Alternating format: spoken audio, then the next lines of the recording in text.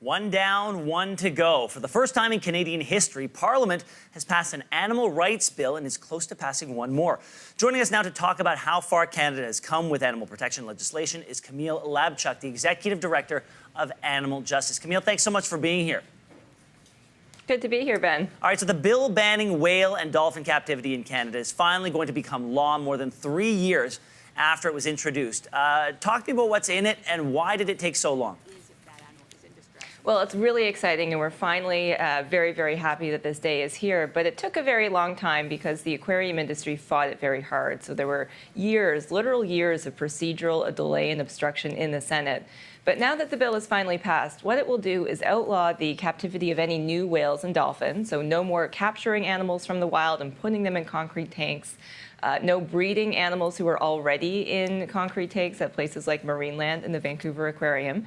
And existing whales who are already there will be grandfathered in because at this point, frankly, there's nowhere for them to go. There aren't seaside sanctuaries that exist yet for whales, but we hope that those will be built soon and those will be a home in the future for them. Okay, let's talk about the other bill, banning the import of shark fins. That's the next bill to pass.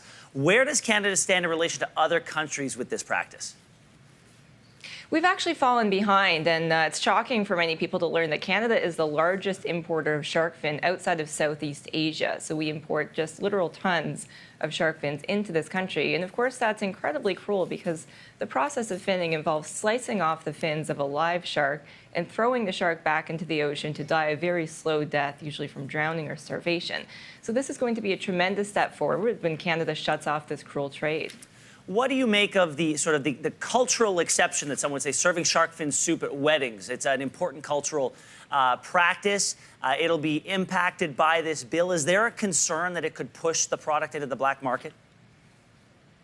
I think for some older generations, that cultural aspect is important. But what I hear from younger generations is that they don't want shark fin soup at their wedding. Much of the change, actually, in going after shark fin products and reducing the marketplace for them and getting them off the menu has been driven by younger populations of people of Asian descent who simply don't find that acceptable anymore and want to move forward in a new direction. So I think that there's a cultural shift underway, and I don't think it will be driven to the black market for that reason. All right, Camille, I want to play a hypothetical game for you. Let's assume that both of these bills become law. You are now in charge. What's the next step in animal protection legislation in this country?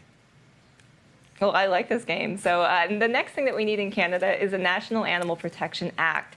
We're actually one of the few countries in the world, one of the few Western countries that doesn't have national animal protection legislation. So the fact that these bills are about to pass is a good thing. It's a really good move, and it's starting to bring our laws into the 21st century. But we still lag very far behind. So we now need national leadership to do something bigger on a national scale. And I think Canadians are ready for this. Camille Labchuk, congratulations to your group. I know that you've been working very hard on this, and thank you very much for being here this morning. Thanks for having me, Ben.